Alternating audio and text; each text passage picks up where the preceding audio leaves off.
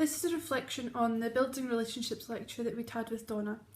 The Scottish Government in 2006 stated that practitioners should establish open, positive and supportive relationships across the school community in order so that the children feel listened to.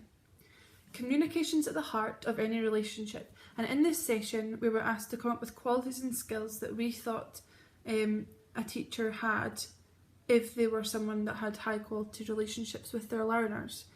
At this point in the session we were then asked to rate our listening skills on a scale of 1 to 10, 1 being the worst, and at this point in the session I rated myself at a 7.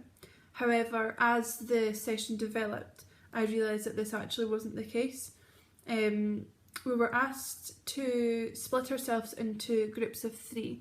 The students that we have in this module are a mixture between 3rd and 4th years, so there was a person in my group that I actually wasn't very familiar with, and in these groups we were asked to label ourselves.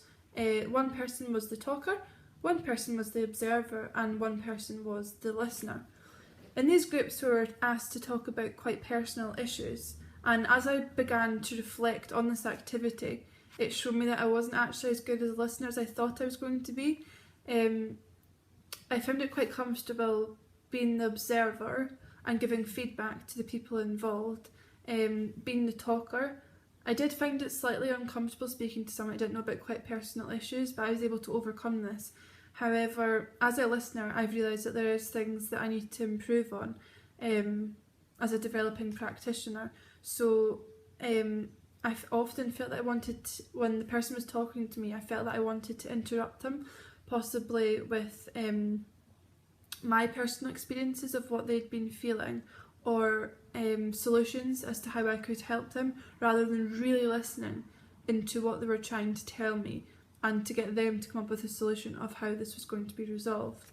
Another thing I need to work on is also my body posture.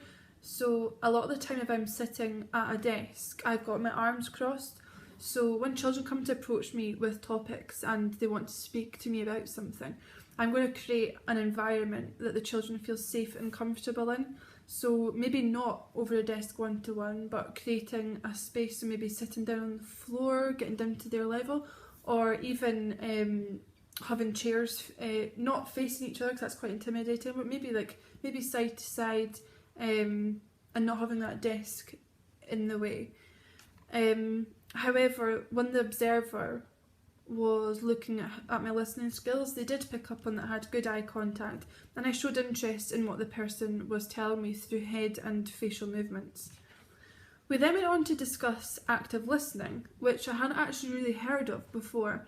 So I've learnt that really listening to what the person is telling you is important. So listening with your eyes, your ears and your mind, ensuring that you're encouraging them and being empathic, observing their non-verbal messages and giving them encouraging feedback. So if, for example, you can tell that they're feeling maybe quite nervous about what they're trying to tell you, encouraging them, prompting them in the right direction could be really important.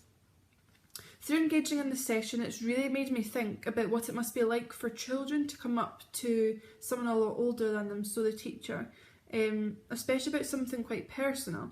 Even in the groups I felt quite nervous and uncomfortable speaking to my fellow colleagues. So for children it's so important that positive relationships are built in order for them to approach you and feel safe and comfortable. My understanding of how to build positive relationships, listen to and have real empathy for children has considerably improved during this one session. I've now learned how to be a better, more active listener, and this will be really helpful for me heading into future professional practice placements.